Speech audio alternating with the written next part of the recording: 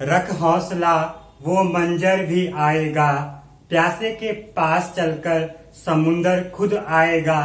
थक कर न बैठ ए मंजिल के मुसाफिर, मंजिल भी मिलेगी और मिलने का मजा भी आएगा। जय हिंद दोस्तों, स्वागत है आप सभी का एक बार फिर से स्टडी विद राहुल यूके के प्लेटफॉर्म में। और हम डिस्कस कर रहे थे दोस्तों चमोली जनपद के बारे में।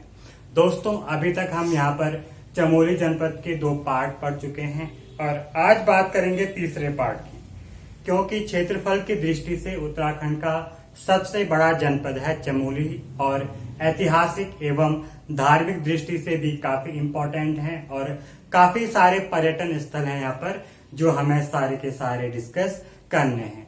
दोस्तों बेसिक चीजें पढ़ चुके हैं कि चमोली जनपद की स्थापना 24 फरवरी 1960 ईस्वी को होती है और इसके साथ साथ उत्तराखंड के 2 अन्य जनपदों उत्तरकाशी एवं पिथौरागढ़ की स्थापना भी 24 फरवरी 1960 ईस्वी को होती है।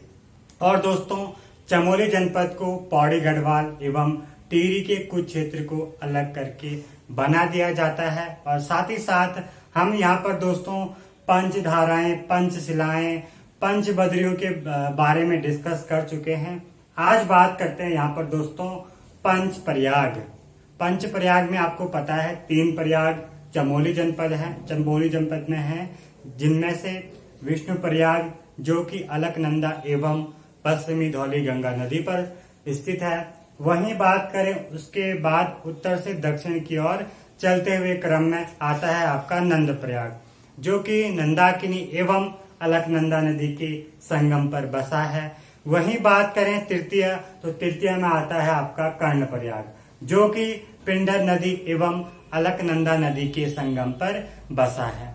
उसके बाद उनमें से चौथा प्रयाग है रुद्रप्रयाग, जो कि रुद्रप्रयाग जनपद में स्थित है और अलकनंदा एवं मंदाकिनी नदी के संगम पर स्थित है। दोस्तों रुद्रप्रयाग जो कि पंच प्रयागों में एक प्रयाग है और एक जनपद भी है, जहां पर केदारनाथ और पंच केदारों में 3 केदारनाथ रुद्रप्रयाग जनपद में है और हम इसको अच्छे से पढ़ चुके हैं दोस्तों।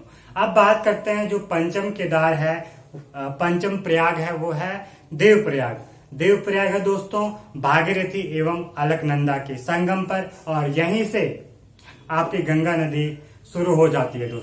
दोस्तों हमने पढ़ा था कि देवप्रयाग आपका पड़ता है टिहरी जनपद में और टिहरी जनपद को भी हम क्लियर कर चुके हैं यहाँ पर। तो डिस्कस कर लेते हैं दोस्तों सबसे पहले पंच प्रयागों के बारे में। सबसे पहले दोस्तों विष्णु प्रयाग। विष्णु प्रयाग मैंने बताया आपको कि अलकनंदा जो कि सतोपन झील से निकलती है, अलकनंदा एवं पश्चिमी धौली नदी के संगम पर स्थित है। कहाँ पर स्थित है? अलकनंदा एवं पश्चिमी धौली गंगा नदी के संगम पर स्थित है आपका विष्णु प्रयाग। और उत्तर की तरफ सबसे पहला प्रयाग आता है विष्णु प्रयाग। ये दोस्तों जोशीमठ से 13 किलोमीटर दूर है, यानी जोशीमठ के आसपास ही है आपका विष्णु प्रयाग। इसको दुर्गम प्रयाग के नाम से भी जाना जाता है। किस नाम से? दुर्गम प्रयाग के नाम से भी जाना जाता है। और ये प्रयाग है दोस्तों जय विजय पर्वतों के मध्य, जय विजय पर्वतों के मध्य है आपका कौन सा? विष्णु प्रयाग। और यहीं से सूक्ष्म बद्रीनाथ का एरिया शुरू हो जाता है, यानी बद्रीनाथ का जो छोटा सा क्षेत्र यहीं से स्टार्ट हो जाता है। और दोस्तों यहीं के आसपास विष्णु कुंड भी है, पंच प्रयाग के आसपास विष्णु कुंड भी है, जो कि हम पढ़ चुके हैं इससे पिछले लेक्चर में। अब बात करते हैं द्वितीय प्रयाग। द्वितीय प्रयाग कौन सा आपका? नंद प्रयाग। नंद प्रयाग बसा है दोस्तों अलकनंदा एवं नंदाकिनी नदी के संगम पर। किसके संगम पर? अलकनंदा एवं नंदाकिनी नदी के संगम पर। माना जाता है कि यहाँ पर दोस्तों राजा महाराजा नंद ने तपस्या की थी, नारायण भगवान की तपस्या की थी यहाँ पर पुत्री प्राप्ति के लिए, इसलिए इस क्षेत्र का नाम क्या पड़ा था? नंद प्रयाग। नंद महाराज के नाम पर इस क्षेत्र का नाम नंद प्रयाग पड़ा है दोस्तों। तो ध्यान रखना दोस्तों अलकनंदा एवं नंदाकिनी इजी है दोस्तों याद करने के लिए। नंद प्रयाग और नंदाकिनी, अलकनंदा तो आ ही रही इनमें 5 प्रयागों में। नेक्स्ट है कर्ण प्रयाग। कर्ण प्रयाग है दोस्तों अलकनंदा एवं पिंडर नदी। और पिंडर नदी कहाँ से आ रही है? पिंडारी ग्लेशियर से। तो यहाँ पर दोस्तों कर्ण प्रयाग, अलकनंदा एवं पिंडा नदी के संगम पर स्थित है। माना जाता है दोस्तों कि पांडवों के काल में जो कर्ण थे, माना जाता है कि यहाँ पर कर्ण ने सूर्य भगवान की तपस्या की थी इस क्षेत्र में, और सूर्य भगवान ने उनको एक कह सकते हैं कवच दान दिया था। किसको दिया था? कर्ण को। कवच एवं कुंडल। सूर्य भगवान ने कर्ण की तपस्या से प्रसन्न होकर यहाँ पर उनको कवच एवं कुंडल दिए थे और कहा था कि जब तक ये तुम्हारे शरीर में है तब तक तुम्हें कोई भी मृत्यु दंड नहीं दे सकता या मृत्यु के पास नहीं पहुंचा सकता है। इसीलिए दोस्तों यहाँ पर जब आपने देखा होगा पांडवों और कौरवों के मध्य युद्ध होता है कुरुक्षेत्र में, तो श्री कृष्ण भगवान एक यहाँ पर देखा होगा आपने कि जब तक कर्ण के बॉडी में, कर्ण के शरीर में कुंडल एवं कवच उपस्थित रहता है तब तक कर्ण को कोई भी नहीं मार सकता, चाहे अर्जुन हो, भीम, चाहे पांडव में कोई भी हो। लेकिन श्री कृष्ण भगवान यहाँ पे चाल चलते हैं और एक भिखारी को भेजते हैं यहाँ पर कर्ण के पास दान के लिए, क्योंकि यहाँ पर कर्ण को महादानी भी माना जाता है। महादानी की संज्ञा भी दी गई है कर्ण को, महावीर दानी। तो यहाँ पर दोस्तों एक गरीब को भेजते हैं, मान सकते हैं भिखारी को भेजते हैं कि उनसे तुम क्या कवच एंड कुंडल दान में मांगो। तो कर्ण यहाँ पर उसको कवच एवं कुंडल दान में देते हैं। उसके पश्चात उसका जो रक्षा कवच थे, कह सकते हैं कुंडल और कवच कर्ण का रक्षा कवच था, वो तो दान में दे दिया उसने। उसके पश्चात दोस्तों यहाँ पर उसके कुरुक्षेत्र में मृत्यु हो जाती है कर्ण की। तो यहाँ पर श्री कृष्ण भगवान ने क्या छोटी सी चाल रची थी कर्ण के कुंडल और कवच को दान में देने के लिए। इसीलिए दोस्तों यहाँ पर इस क्षेत्र का नाम कर्ण प्रयाग पड़ा। क्यों पड़ा? क्योंकि सूर्य भगवान ने यहाँ पर कर्ण को कवच एवं कुंडल दान में दिए थे, इसीलिए इस क्षेत्र का नाम कर्ण प्रयाग पड़ा। प्रयाग आपको पता है नदियों के, दो नदियों को संगम को कहा जाता है प्रयाग। तो यहाँ पर दोस्तों कर्ण प्रयाग बसा है अलकनंदा एवं पिंडा नदी के संगम पर। उसके बाद आता है दोस्तों रुद्रप्रयाग। रुद्रप्रयाग स्थित है दोस्तों कहाँ पर? अलकनंदा एवं मंदाकिनी नदी के संगम पर। अलकनंदा एवं मंदाकिनी नदी के संगम पर स्थित है रुद्रप्रयाग, जो कि पंच प्रयागों में एक प्रयाग और उत्तराखंड का एक जनपद भी है रुद्रप्रयाग, जिसकी स्थापना कब हुई थी? 18 सितंबर 1997 ईस्वी को, जो कि आपको याद रखना ही दोस्तों, क्योंकि दोस्तों यहाँ पर रुद्रप्रयाग भी काफी इंपॉर्टेंट है धार्मिक स्थल के बारे में कह सकते हैं या पर्यटन की दृष्टि से। क्योंकि आपने सुना होगा पंच केदारों में 3 केदार यहीं पर हैं। केदारनाथ हो गया आपका, मदनेश्वर नाथ और तुंगनाथ। ये सारी चीजें हम दोस्तों पिछले लेक्चर जब हमने रुद्रप्रयाग डिस्ट्रिक्ट सीरीज पढ़ी थी वहां पर सारी चीजें डिस्कस कर ली थी। दोस्तों आप सभी को जितने भी ये प्रयाग हैं यानी संगम कह सकते हैं, जितनी किन किन नदियों पर जो प्रयाग बसे हैं वो सारे याद करने। एग्जामिनर कभी भी प्रश्न बना सकता है कि कर्ण प्रयाग किन 2 नदियों के संगम पर बसा है, तो पिंडर नदी एवं अलकनंदा।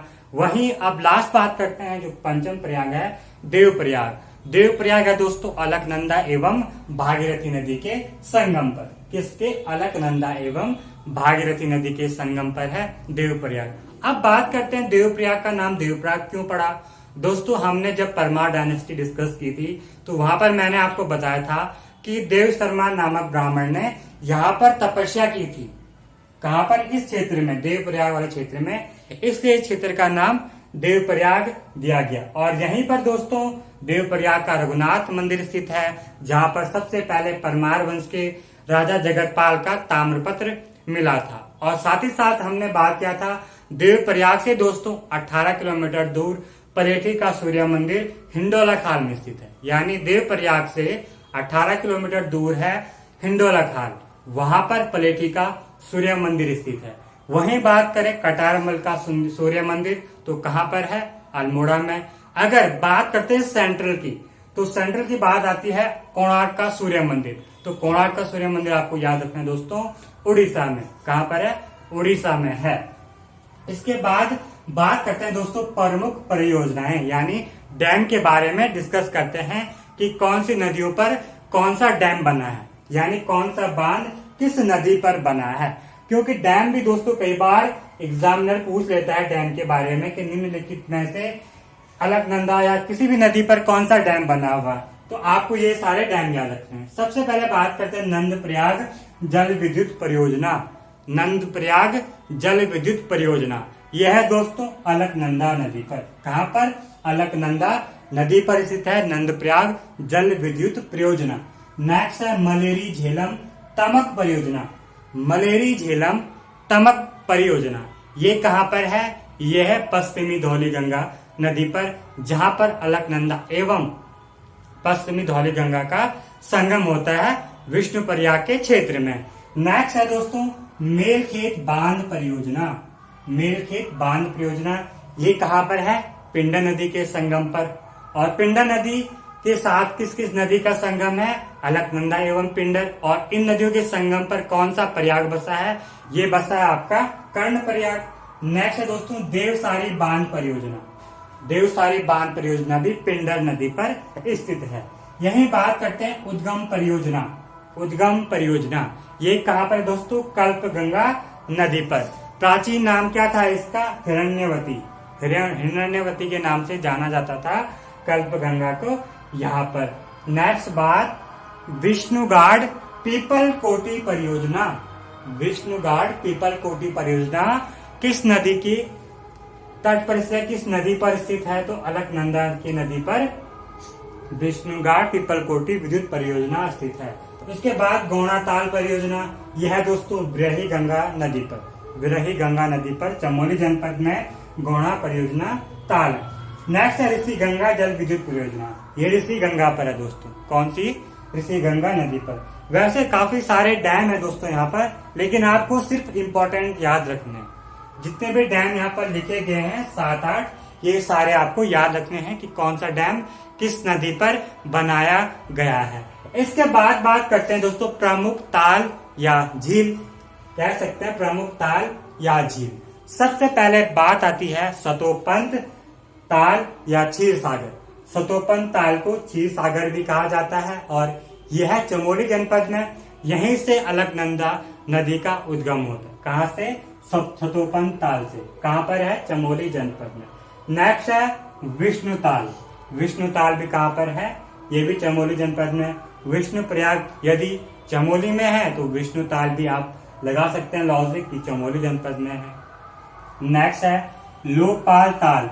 लोकपाल ताल को दोस्तों हेमकुंड झील भी कहा जाता है। हेमकुंड झील भी कहा जाता है किसको? लोकपाल ताल को। नेक्स्ट है सिद्धताल, उसके बाद लिंगा ताल, देन मणिका या मणिभद्र ताल। मणिका ताल को मणिभद्र ताल भी कहा जाता है। उसके बाद है दोस्तों आछरिया ताल। आछरिया ताल। नेक्स्ट झल ताल, उसके बाद आदि मातृका ताल। नेक्स्ट सूखा ताल, उसके बाद गौना ताल। गौना झील भी कहा जाता है गौना ताल को। उसके बाद है दोस्तों काक भूसुंडित ताल। काक भूसुंडित ताल। दोस्तों इस ताल में नीले रंग का पानी है और माना गया है कि हाथी व गौरी पर्वत के मध्य स्थित है आपका काक भूसुंडित ताल, जहां पर नीले रंग का पानी है। दोस्तों इसी के आसपास यहाँ पर रिखु उड्यार यानी रीछ का उड्यार। रीछ किसे कहते हैं? भालू को। तो रिखु उड्यार भी कहां पर है? काक भूसुंडित ताल के आसपास, यानी हाथी व गौरी पर्वत के आसपास स्थित है रिखु उड्यार। वहीं बात करते हैं बैनीताल। बैनीताल भी कहां पर है? ये भी चमोली जनपद में। नेक्स्ट नरसिंह देताल। नरसिंह देताल ये भी दोस्तों चमोली जनपद में स्थित है। उसके बाद गुड़ियार ताल। गुड़ियार ताल भी चमोली जनपद में है। नेक्स्ट है विरही ताल। विरही ताल भी दोस्तों चमोली जनपद में है। तो ये सारे पॉइंट आपको ध्यान रखने हैं दोस्तों। एग्जाम में कभी भी एग्जामिनर क्वेश्चन बना सकता है और आपसे पूछ सकता है। तो ये सारे पॉइंट आपको ध्यान रखने हैं।